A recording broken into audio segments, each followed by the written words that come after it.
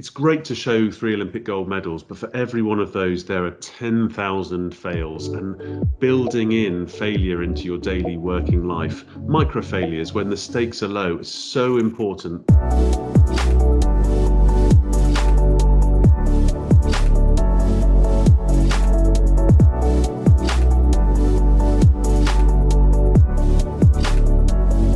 I had this most wonderful chapter 1 in life of going to 3 Olympic Games and winning 3 Olympic gold medals with a team of amazing people. And that's what I used to talk about, with the conclusion being passing around 3 Olympic gold medals. But more recently, I went, after going rowing, retired, went back to military service, and I had a huge injury, a spinal cord injury, and now I'm a full-time wheelchair user with all of the complexities that brings. I speak very openly and honest about the enormous challenges to bladder, bowel function, sexual function, all of the things that you lose when you have an injury like that, and then coming through that process, how you get your life back in order and take control of yourself and why you do that. And I've been widely praised for my resilience, but I've had a lot of time and reason to think about that subject.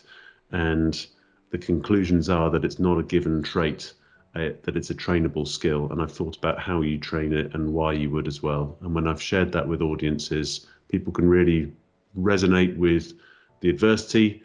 Everybody goes through it in their lives, but also the points that I've thought about, the 10 points, are very useful to individuals and to groups as well.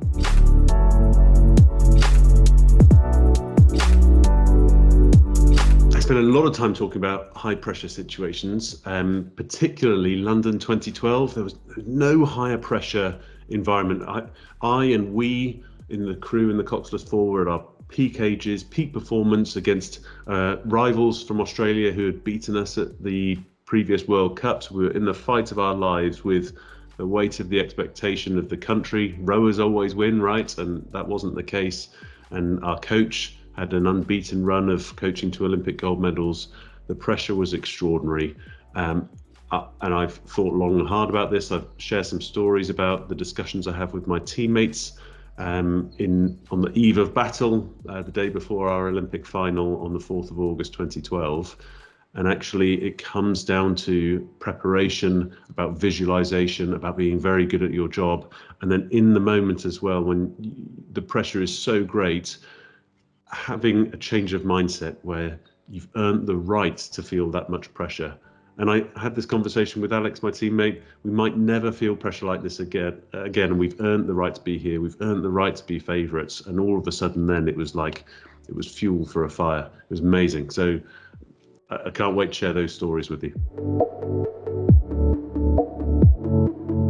In a 30-second nutshell, my personal resilience philosophy are 10 key points, which spells out the acronym resilience. So R is the reality of adversity. It's the understanding that bad things happen no matter what, and hard things don't discriminate. So to be ready for it, and that's fundamental, because it means that you think, why not me, rather than why me. I talk about everyday challenge, seeking challenge to stretch yourself, and then the importance of having a comfort zone to recover and then to stretch yourself again. So that's working on the challenge. I talk about the principle of self-worth, which is to not rank your hardship so that you do something about it. I talk about insidious dwelling, is I, so that your mind's amazing and it will take you to some dark places when you think back to if only, or what if I could. So what do you do about that? I talk about learning to fail. I talk about the importance of being vulnerable. I talk about the importance of community as well. No one does it alone. I talk about never giving up. So even when you're rock bottom, I think about my old coach, and there are stories that we can bring out for all of these points. And then finally, excellence in basics, like the value of getting good nutrition, good hydration, good communication, a good night's sleep, and all of the basics in life, a little bit of exercise to take you back onto the right path. So fundamentals that you would have heard before, but with my own stories, and then me getting them out of you as well, and sharing some of those, especially those about vulnerability. I find when I'm very honest and open about what I've been through, then the workforce feels safe enough to talk about their adversity that they have gone through or are going through. And it's been very powerful.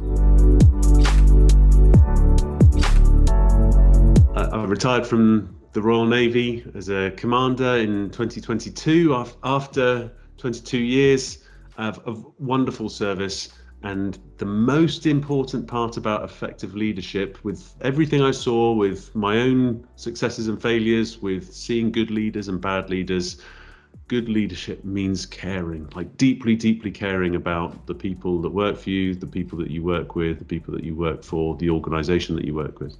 And if you care about it, then you're more likely to work hard yourself, to be good at your job, to be making decisions that are right for the people who work for you. And if you care, it means you'll more likely make those correct moral, ethical calls in the heat of the moment when all forces are working against you. And it always works out the right way, but it's so difficult to make those calls when you're fighting against a system or you're fighting against your own moral compass, but you can practice that stuff. So deeply caring really matters. It means you'll be better at your job. It means you'll look after the people who work for you.